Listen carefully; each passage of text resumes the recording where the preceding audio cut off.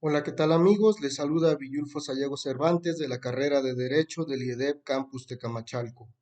El día de hoy vamos a tratar sobre lo que es la teoría del Estado. Los invito.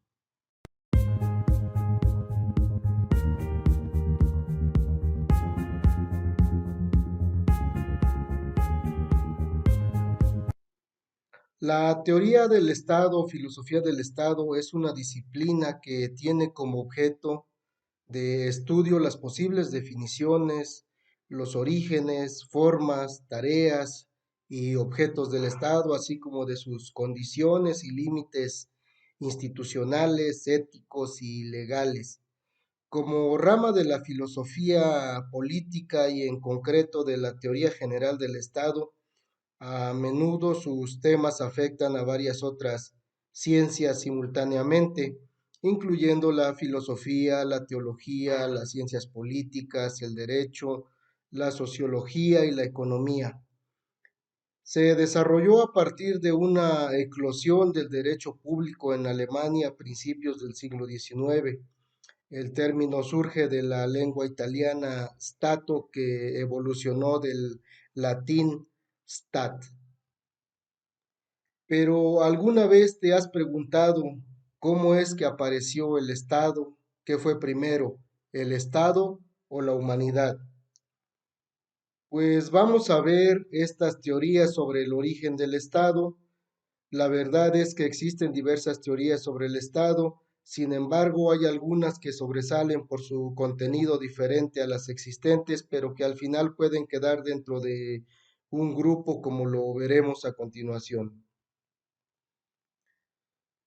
Vamos a analizar la teoría teológica. En un primer plano tendríamos aquellas que creen que el Estado simple y sencillamente apareció, que fue una creación de Dios, y por tanto esto significaría que el Estado es anterior a los seres humanos, toda vez que el primero es Dios y posteriormente ya estaría disponible para los humanos, entendiendo esto como que el Estado tiene su origen en una situación sobrenatural, algo que no podemos ya repetir los seres humanos, y esta teoría pues así es como se le conoce.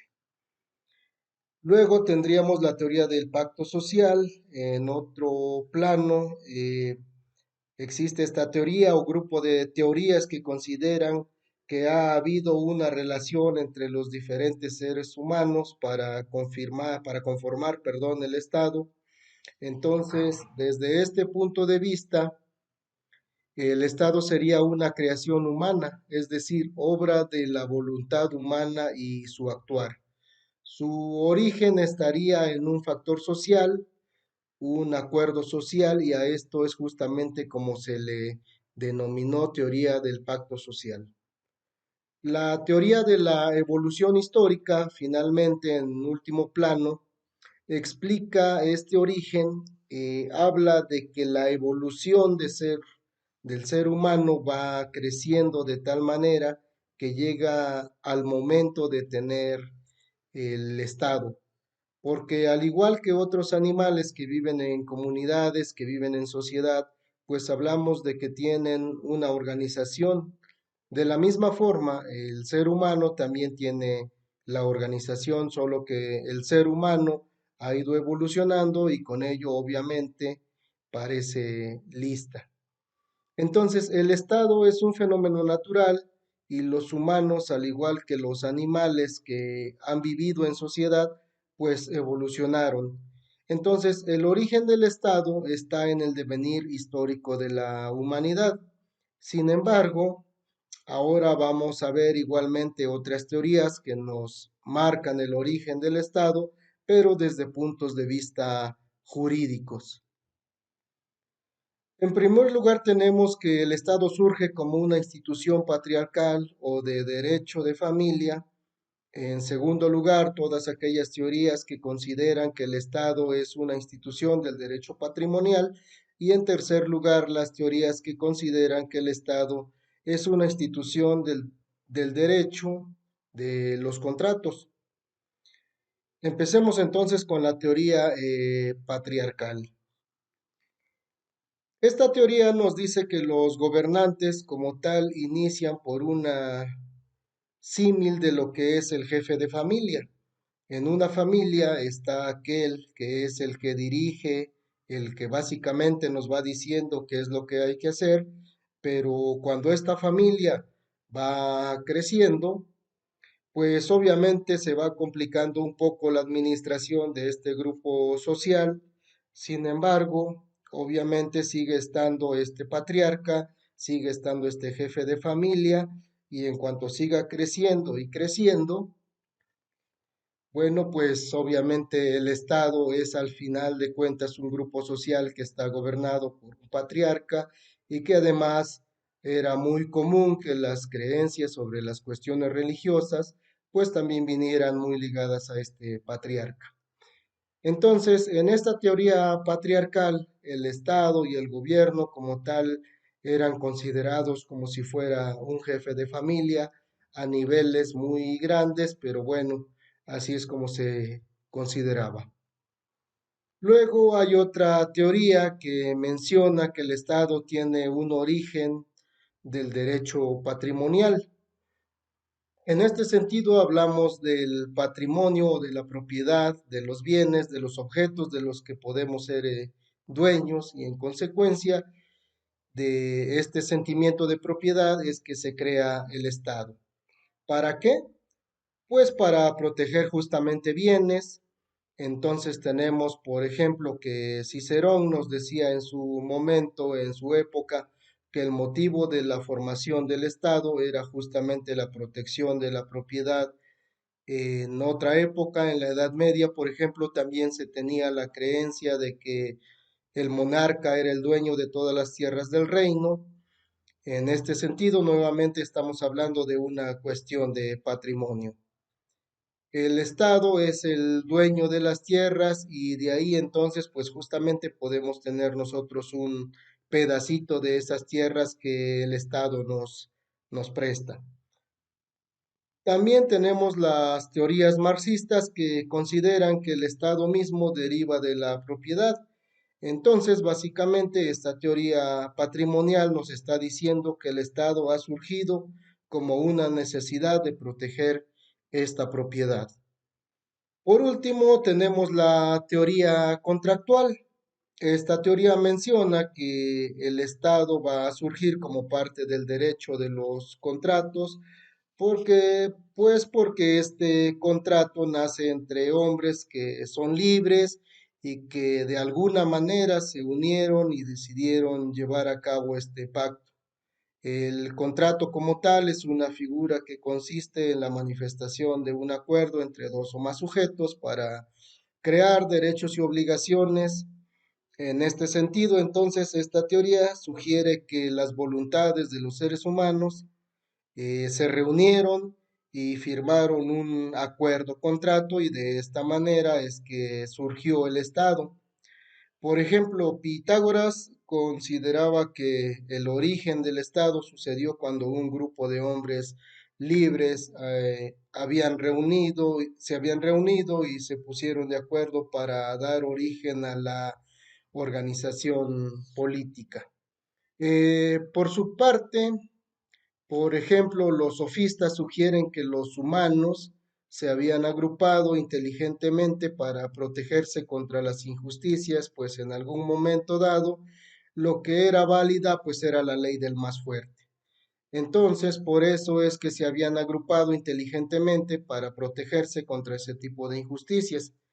Incluso en la Biblia podemos encontrar que existe una alianza entre Dios y su pueblo, es decir, un acuerdo entre Dios y los humanos para establecer y conservar la autoridad de la institución de los reyes de Israel, es decir, del Estado.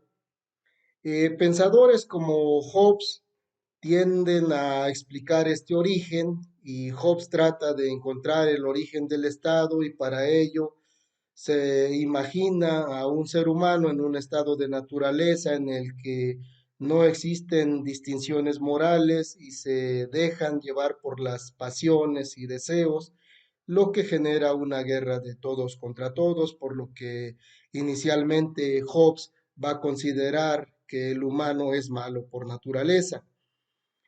Entonces, en ese estado de guerra permanente, la seguridad de las personas depende completamente de su propia fuerza e ingenio y en ese sentido, la humanidad le tiene miedo a la muerte y buscará una manera de salir de este estado de naturaleza a efecto de encontrar seguridad, soporte y salvación, es decir, mantener su vida. Y diríamos que todo esto se convertiría en que el deseo es que haya paz. Entonces, Hobbes también menciona que los seres humanos son conscientes de las leyes naturales y en ese sentido sabedores de estas leyes y él considerando como primera ley natural el deseo de paz. Por lo tanto, de manera natural, los seres humanos buscarán alcanzar esta paz de manera que les sea posible. Una segunda ley que se maneja es aquella que consiste en la capacidad que tienen las personas para renunciar a sus derechos, a efectos obviamente de encontrar la paz.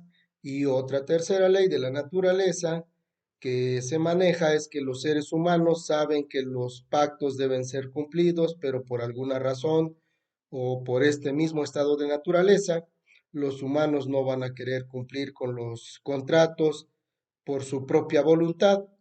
De esta manera vamos a regresar al estado de naturaleza, es decir, al estado de la guerra de todos contra todos. Entonces, encontrando estos problemas, dice Hobbes, pues llega un momento en el que los humanos ya deciden organizarse y acabar con esta situación para alcanzar la paz. ¿Qué es lo que hacen? Bueno, pues deciden realizar un contrato, pero para que se pueda cumplir o pueda ser cumplido, tenían que crear un ente que fuera capaz de hacerlos cumplir. Este ente pues debía de ser dotado de una fuerza suficiente que pueda obligar a las personas, aún en contra de su propia voluntad, a cumplir con este pacto y este ente, según Hobbes, sería el Leviatán o el Estado. Así pues, es como nace a través de este pacto el Estado. Ocurrió una transformación de derechos mediante este contrato en el que cada persona renunció a sus derechos naturales a favor de un tercero que recibía el nombre de soberano y por lo tanto los demás serían pues súbditos.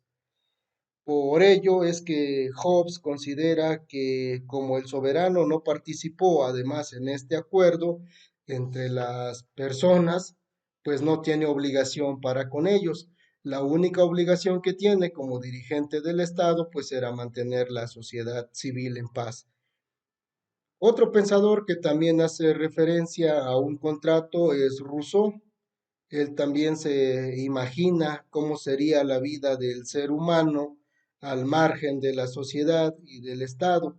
Por ello sostenía que en el principio el hombre era inocente y bueno, a diferencia de Hobbes, que consideraba que era malo.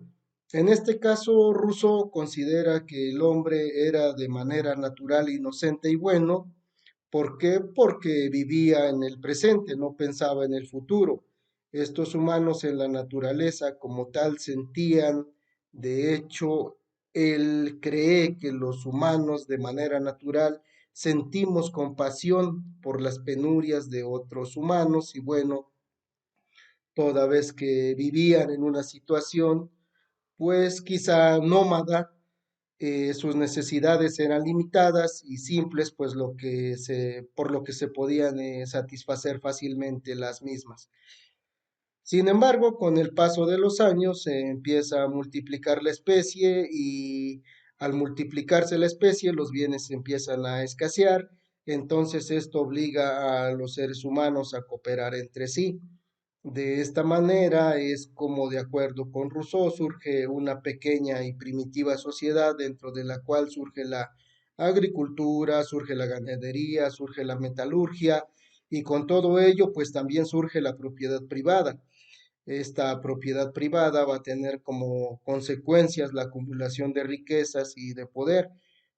Entonces, los humanos, derivado de esta situación, se vuelven egoístas y envidiosos, lo que origina que haya conflictos entre ellos, por lo que deciden hacer un pacto o contrato entre ellos para crear al Estado y este se comprometería a garantizar el orden social y la paz. Este contrato es conocido pues como el contrato social. Por otra parte, es de tomar en cuenta que Rousseau consideraba que el progreso no nos ha hecho mejores personas ni más felices, por el contrario, nos volvió corruptos. Él considera que el origen de la ciencia se halla la avaricia. Él considera que en el origen de las ciencias se halla la avaricia, el orgullo y el deseo de dominar. En otras palabras, se consideran los vicios y qué son estos vicios, pues los que mueven a los avances científicos. Como consecuencia de ello, entonces tenemos una sociedad artificial hipócrita, llena de convenciones absurdas y desigualdades. Otro expositor de estas teorías contractuales es Kant. Kant considera que el contrato social es un imperativo de la razón práctica, es decir, un mandato de nuestra razón, de nuestro entendimiento. Entonces el Estado se va a constituir con la idea de ser una situación razonada. Para Kant, en el estado de naturaleza de los seres humanos se encuentran en esta situación de constante inseguridad debido a las amenazas de otros que por derecho natural siguen su propia voluntad sin tener en cuenta o en consideración la voluntad o el bienestar de los demás. Por ejemplo, en el interior de un grupo hay normas de convivencia y una autoridad que sanciona el incumplimiento. El jefe de familia, sin embargo, esta autoridad solo ve dentro de la familia, por lo que no hay autoridad que se imponga ante los demás grupos, ante las demás familias y eso como tal pues trae la inseguridad. Entonces el Estado civil que fue instaurado mediante un contrato propone la sumisión de todos a una autoridad común, por lo que pasa a ser el terreno de la seguridad y del derecho. Entonces, en ese paso del estado natural al estado civil no hay una ruptura, sino más bien continuidad mediante la imposición de una autoridad que fuera común. Entonces, los derechos naturales que ya se poseían en el estado natural se pueden seguir ejerciendo, pero con seguridad. Así Kant concibe el contrato social como la condición que hace posible la instauración del derecho público por el que quedan garantizados los derechos naturales. En realidad, Kant admite como tal un solo derecho natural, que es el derecho de la libertad. Al tiempo que debe estar este derecho garantizado, también queda limitado el derecho de los demás según el acuerdo tomado por la voluntad pública. La voluntad de todos, la idea de voluntad pública es claramente una situación o un concepto que ya había manejado Rousseau, pero la diferencia que hay es de que Rousseau o la teoría de Rousseau marcaba que la voluntad general era por un interés común, mientras que Kant consideraba que esta voluntad general representa la garantía de la libertad individual. Entonces se establece como un vínculo jurídico formal entre los ciudadanos y es este en el que se funda el Estado. No es un hecho histórico, sino simplemente una categoría o un principio racional que opera como eje de referencia para la construcción de esta figura del Estado. Pues esto sería, a grosso modo, el resumen de las teorías que van a estar identificando el origen del Estado o la teoría del Estado. Nos vemos en una siguiente plática.